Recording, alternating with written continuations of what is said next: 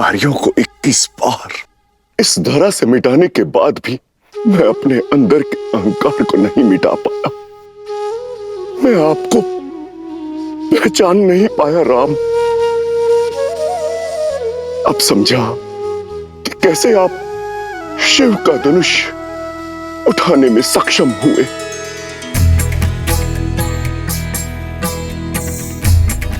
श्री रामचंद्र की जय।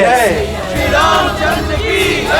श्री रामचंद्र की जय। श्री रामचंद्र की जय। श्री रामचंद्र की जय।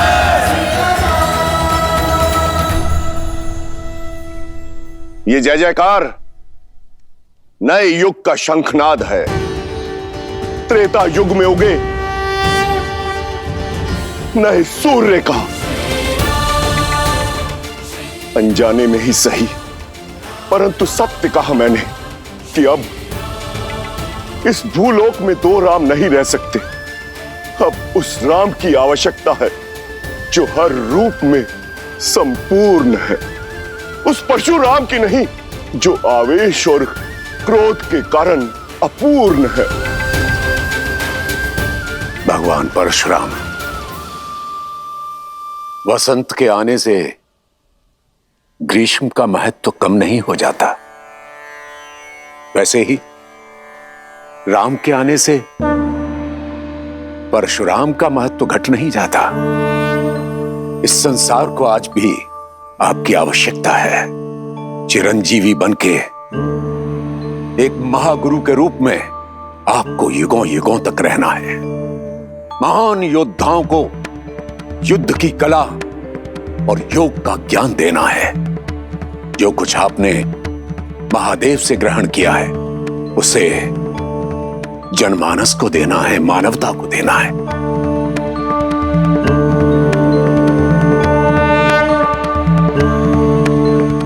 अब इस बाण का क्या करूं ऋषिवर, जो इस धनुष पे चढ़ाया है? मैं जानता हूं राम कि धनुष पर चढ़ाया बाण लौटाया नहीं जा सकता। अब इसे लक्ष्य देने की आवश्यकता है। तो बताइए ऋषिवर, क्या लक्ष्य भेदू इस बाण से? आप तो चिरंजीवी हैं, तो ये बाण या तो आपके तप की शक्ति को काटेगा या मन से विचरण करने की शक्ति को। पूरे आर्यावर्त और दक्षिणात्य में महारथियों को ज्ञान देने और हिमालय से दूर दक्षिण तक अनेक आश्रम स्थापित करने में मन की गति का सहयोग होगा। इसलिए इस पर कृपा कीजिए और उस तपोबल पर प्रहार कीजिए जिसके कारण मुझ में अहंकार आ गया था।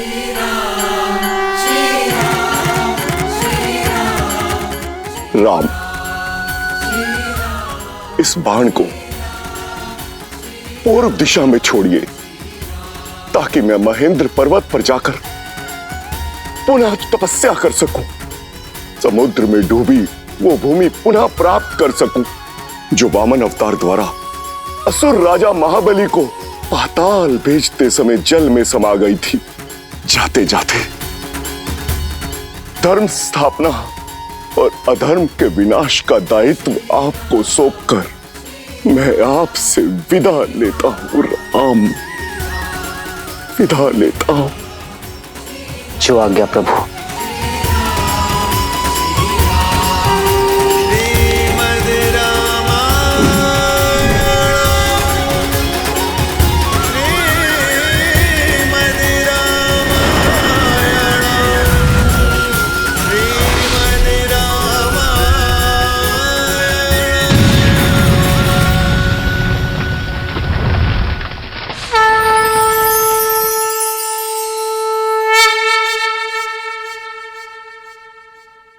मिथिलेश जनक, महादेव का धनुष भी साध लिया गया और भगवान परशुराम का आशीष भी मिल गया। बस अब किस बात का विलंब?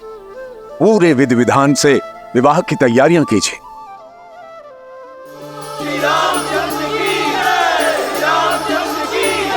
जनकपुत्री सीता की, जनकपुत्री सीता की, जनकपुत्री सीता की।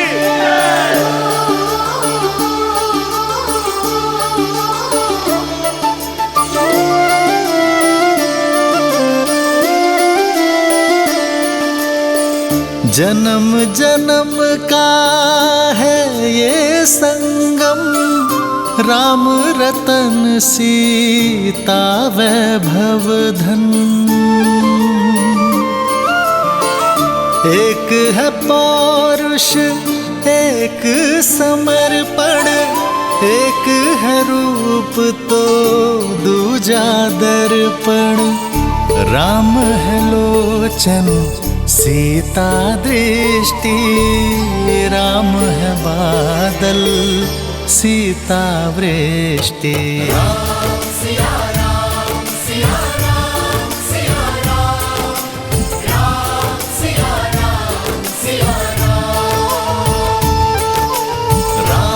सिया राम सिया राम सिया राम, राम सिया राम सिया राम।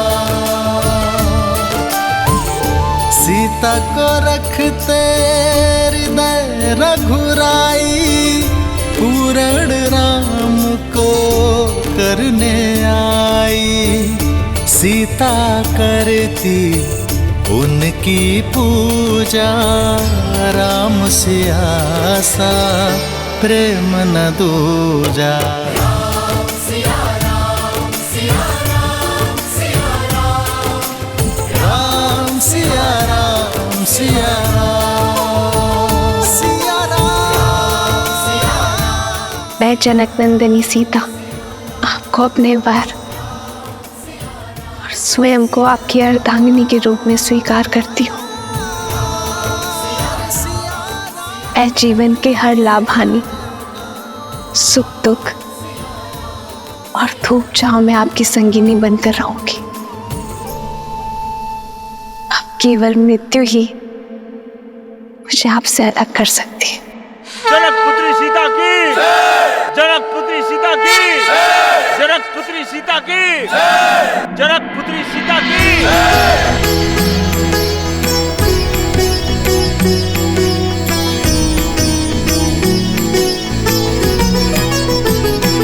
हो सोहती सिए राम के जोरी, छवि सिंगारू मनहु एक ठोरी।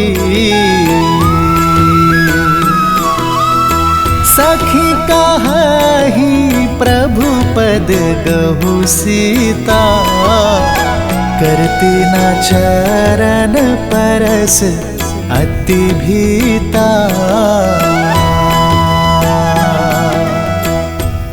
आपने मुझे अपना अर्धांग चुना है, अर्थात हम दोनों एक दूसरे को पूर्ण करेंगे। आज से मैं आप हूं और आप मैं, ना कोई छोटा ना कोई बड़ा, ना स्वामी ना सेवक। हर स्थान हर मान में हम दोनों समान होंगे।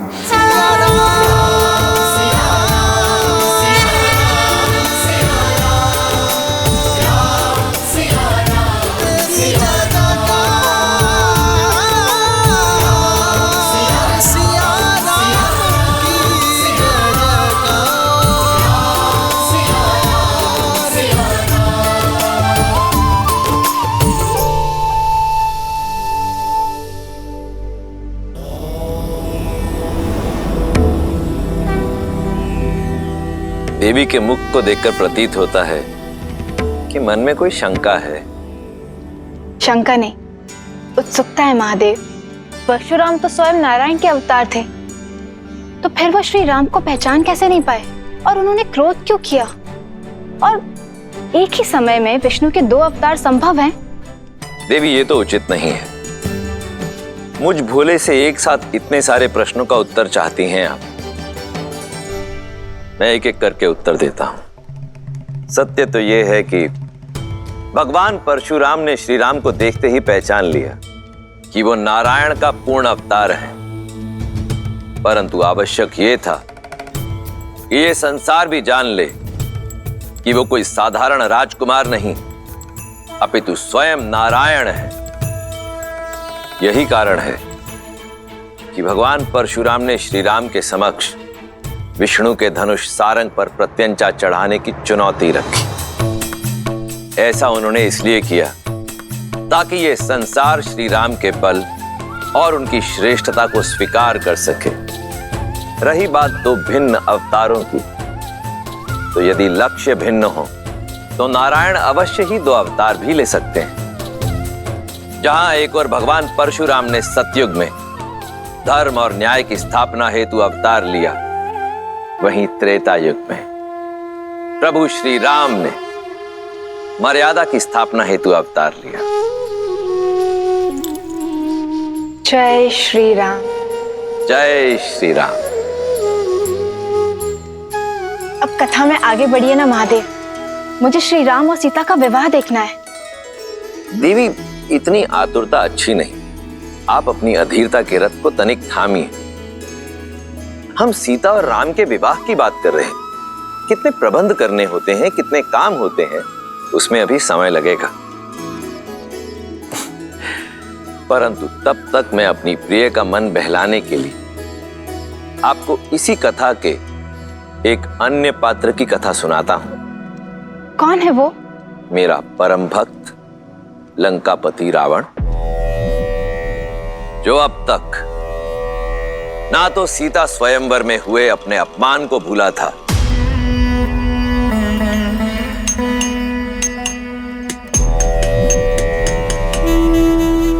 और ना ही भूला था देवी सीता के अप्रतिम सौंदर्य को।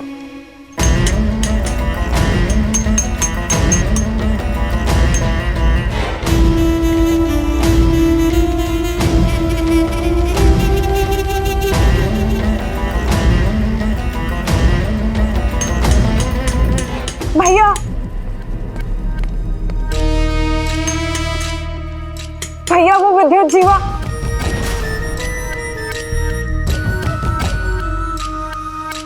अब क्या किया तुम्हारे उद्दंडपति ने? भैया वो कल रात लौट आया।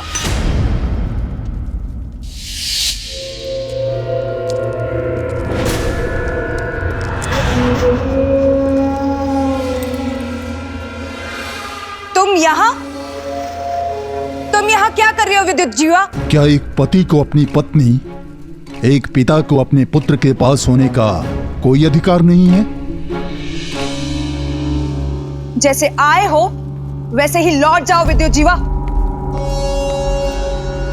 अन्यथा भैया तुम्हारे प्राण ले लेंगे, क्योंकि वो अपना अपमान कभी भी नहीं भूलते। अपमान तो मेरा किया है तुम्हारे भाई ने। क्या अधिक चाहा था मैंने?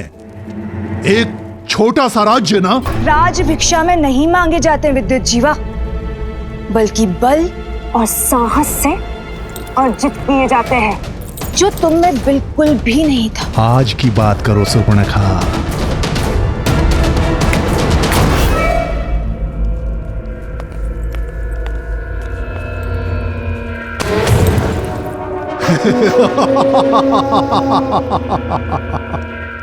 अब मैं वो दुर्बल विद्युत जीवा नहीं रहा।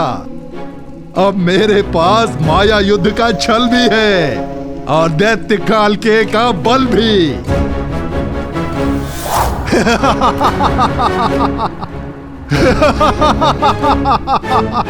ये काल के?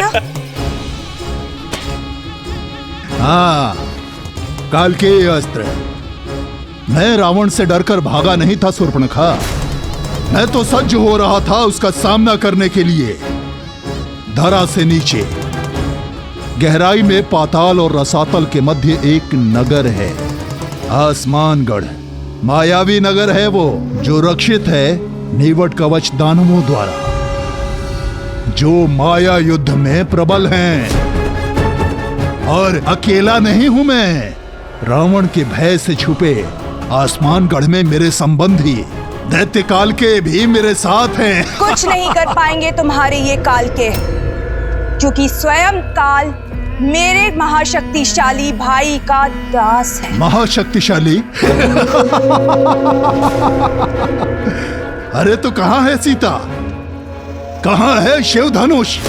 हाँ, उसकी शक्ति का प्रदर्शन पूरे संसार ने मिथिला में देखा था। अब समय मेरा है, लंका अब मेरी होगी, रावण का अंत होगा। मूर्ख हो तुम, देव असुर यक्ष गंधर्व, कोई भी मेरे भाई को मार नहीं सकता। मार नहीं सकता तो बंदी बना लूंगा, पर रक्तपात से क्या लाभ? अरे जाओ जाओ, जाकर समझाओ अपने भाई को, सिंहासन त्याग कर मुझे सौंप दे, अन्यथा मेरे पास दूसरे मार्ग भी हैं। भैया, मैं आपका अहित होते हुए नहीं देख सकती, मैं आपका घात होते हुए नहीं देख सकती, इसलिए आपको सावधान करने चली आई। क्षमा कर दीजिए विद्युत जीवा को, मूर्ख है वो, पर मेरा पति है। भैया, आपका ये मौन मुझे भयभीत कर रहा है भैया। अरे बड़बोला है वो। बड़बोला? पहली बार सही बोला। सत्य है, मैं लंका के सिंहासन योग्य नहीं।